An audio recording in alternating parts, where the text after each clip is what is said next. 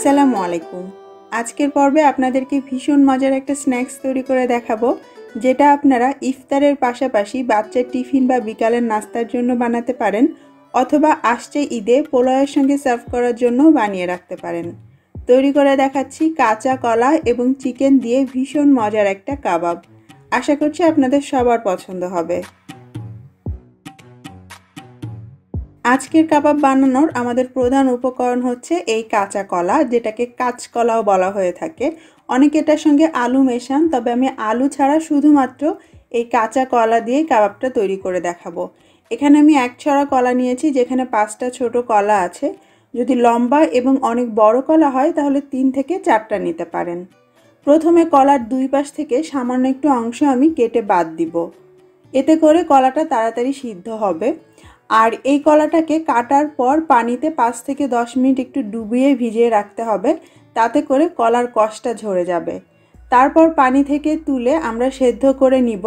হাঁড়িতে ঢেকে আমরা সেদ্ধ করব, তাই আমি পানিটা একদম ডুবিয়ে দিচ্ছি না, মোটামুটি একটুখানি বাকি রেখে পানি দিচ্ছি। তবে যদি দরকার হয় তাহলে আরও পানি দিয়ে নিতে হবে। সাথে সামান্য একটু লবণ দিয়ে দিচ্ছি, চাইলে হলুদও দিতে পারেন। আমি শুধু লবণ দিয়ে এটাকে ঢেকে পুরোপুরি সেদ্ধ করে নিচ্ছি।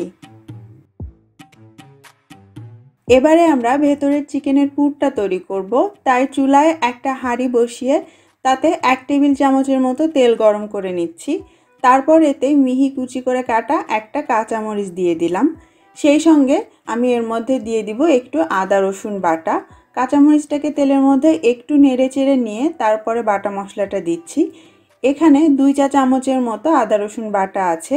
এখন এই আদা রসুন বাটাকে খুব ভালো করে একটু ভুনে নিতে হবে তেলের মধ্যে। তারপর এর মধ্যে আমি কিছু মশলা দিব। আসলে আন্দাজ মতো একটু ধনে, জিরা, মরিচ, হলুদ এবং লবণ এখানে আমি নিয়েছি। সাথে সামান্য একটু গরম মশলার গুঁড়ো নিয়েছি। কোনটা কতটুকুন দিলাম ডেসক্রিপশন বক্সে লেখাটা পেয়ে যাবেন। একটুখানি নেড়ে চেড়ে তেলের মধ্যে কষিয়ে নিয়ে তারপর এর মধ্যে আমি কিমা করে নেওয়া মুরগির বুকের মাংস দিচ্ছি। কোনো রকম পানি ছাড়া মুরগির বুকের মাংস ব্লেন্ডারে আমি এইভাবে একটু আধা বাটা করে নিয়েছি। তারপর মশলার মধ্যে এই মাংসটাকে নেড়ে চেড়ে ভালো করে ভুনে নিতে হবে। কোনো পানি দেওয়ার দরকার নেই। আস্তে আস্তে নাড়তে নাড়তেই দেখবেন মাংসটা এরকম ঝুরা ঝুরা হয়ে গিয়েছে। মাংস থেকেই কিন্তু পানি বের হয়ে মাংসটা সেদ্ধ করে দিবে। সেই সঙ্গে এর মধ্যে আমি পেঁয়াজ কুচি দিয়ে দিচ্ছি 1 কাপের মতো। চাইলে আপনার পছন্দ মতো অন্য কোনো সবজিও এখানে অ্যাড করতে পারেন।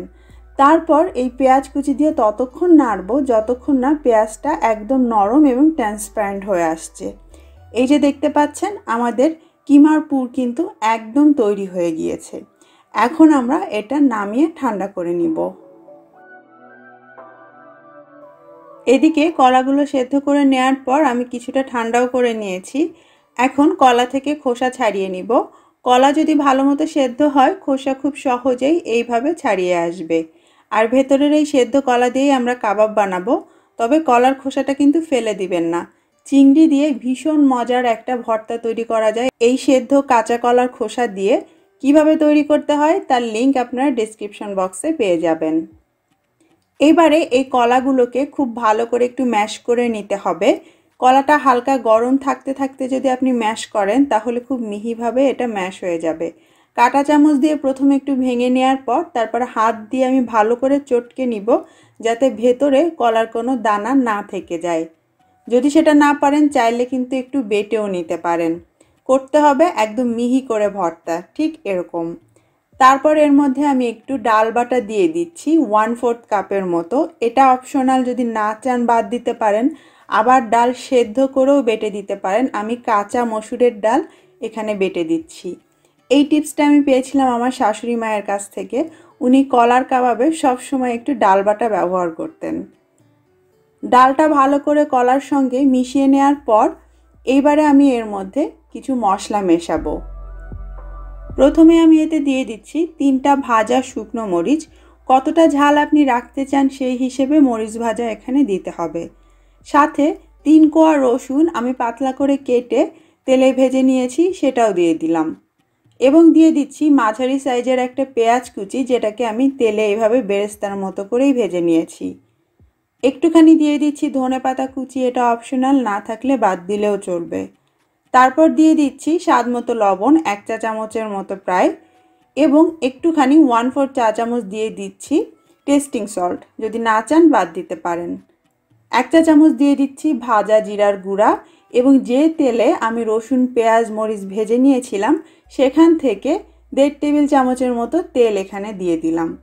এইবারে প্রথমে লবণের সাথে শুকনো মরিচটাকে খুব ভালো করে গুঁড়ো করে নিব, তারপর বাদবাকি মশলা দিয়ে একসঙ্গে চটকে নিব, এবং ভর্তার মতোই কলার সঙ্গে সব কিছু একসঙ্গে দিয়ে ভালো করে মেখে নিলেই আমাদের এই কলার মিশ্রণটা তৈরি হয়ে যাবে। খুবই সিম্পল কিছু মশলা দিয়ে আমি এই কলাটাকে মাখাচ্ছি। আপনি চাইলে পছন্দ মতো কাবাব মশলা বা গরম মশলা এগুলো দিয়েও কিন্তু কলার এই ভর্তাটাকে মাখিয়ে নিতে পারেন।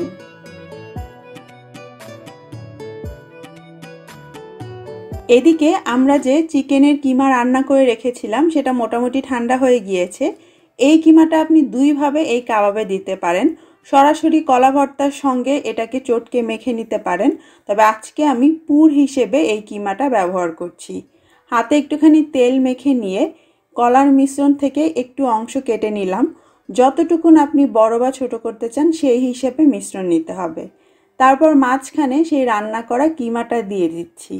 আপনার পছন্দ মতো যে কোনো ধরনের পুর আপনি এই কাবাবে ব্যবহার করতে পারেন। এইবারে মুখটা চারপাশ থেকে ভালো করে সিল করে দিতে হবে এবং পছন্দ মতো শেপে গড়ে নিতে হবে। যেমন চাইলে গোল করতে পারেন, সিলিন্ডারের মতো লম্বা করতে পারেন। আজকে আমি স্কোয়ার শেপে এটাকে বানানোর চেষ্টা করছি। হাতের তালু দিয়ে চারপাশ থেকে এইভাবে একটু চেপে চেপে দিলে মোটামুটি আয়তকার একটা শেপে এইভাবে আপনি কাবাবটা বানিয়ে নিতে পারবেন। 5টা ছোট সাইজের কলা থেকে আমার টোটাল 12টা এরকম চারকোনা শেপের কাবাব হয়েছে। এখন এগুলোকে আমরা একটু কোট করে নিব। তার জন্য একটা বাটিতে মাঝারি সাইজের একটা ডিমের সঙ্গে সামান্য লবণ দিয়ে ভালো করে ফেটে নিয়েছি। এখন কাবাবগুলোকে প্রথমে আমি এই ডিমে চুবিয়ে নিব। যদি আপনি কোট না করতে চান তাহলে মাখানোর সময় সরাসরি তাতে একটা ডিম দিয়ে দিবেন, তাহলে আপনি তেলেই সরাসরি ভাজতে পারবেন, ওপরে ব্রেড ক্রাম্বের কোট দেওয়া লাগবে না। ডিমে ভালো করে চুবিয়ে নেওয়ার পর এক্সট্রা ডিমটা ঝরিয়ে নিয়ে এইবার ব্রেড ক্রাম্ব দিয়ে আমি ভালো করে এটাকে কোট করে নিচ্ছি। যদি আপনার কাছে ব্রেড ক্রাম্ব না থাকে তাহলে চাইলে আপনি সেমাই, গুঁড়ো করা মুড়ি, গুঁড়ো করা টোস্ট বিস্কিট, এমনকি গুঁড়ো করা চিড়া দিয়েও এটাকে কোট করে নিতে পারেন। সবগুলোকে ঠিক একই পদ্ধতিতে ডিমে চুবিয়ে তারপর ব্রেড ক্রাম্বে কোট করে নিব, এবং কিছু আমি রেখে দিচ্ছি পরবর্তীতে ব্যবহারের জন্য।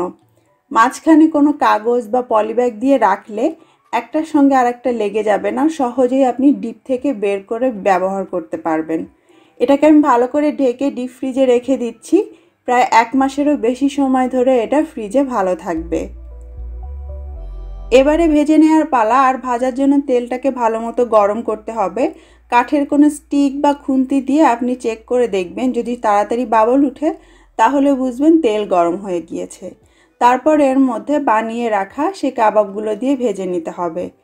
মোটামুটি ডুবো তেলেই ভাজতে হবে। ওপরে যদি এইভাবে একটু খালি থেকে যায় তাহলে চামচ দিয়ে বা হাত দিয়ে এইভাবে দুলিয়ে তেলটা উপরে উঠিয়ে দিতে হবে, আর নিচের সাইডে হালকা একটু কালার আসলেই উল্টে দিতে হবে। একইভাবে উল্টে পাল্টে চারপাশে সুন্দর কালার হয়ে গেলে তারপর এটাকে তুলে নিতে হবে। যদি ডিপ থেকে বের করে ভাজতে চান আপনাকে নর্মাল করে নিতে হবে না, 10 মিনিট আগে বের করে তেল গরম করেই আপনি কিন্তু ভেজে নিতে পারবেন। ব্যাস তৈরি হয়ে গেল আমাদের কাঁচা কলা আর চিকেনের কিমা দিয়ে ভীষণ মজার একটা কাবাব। ভেতরটা দেখতে যেমন চমৎকার, খেতেও কিন্তু খুব মজা। চাইলে ইফতারে বা আসছে ঈদে আপনি এই কাবাবটা ট্রাই করতে পারেন। কেমন লেগেছে কমেন্ট করে অবশ্যই জানাবেন। বিদায় নিচ্ছি, আল্লাহ হাফেজ।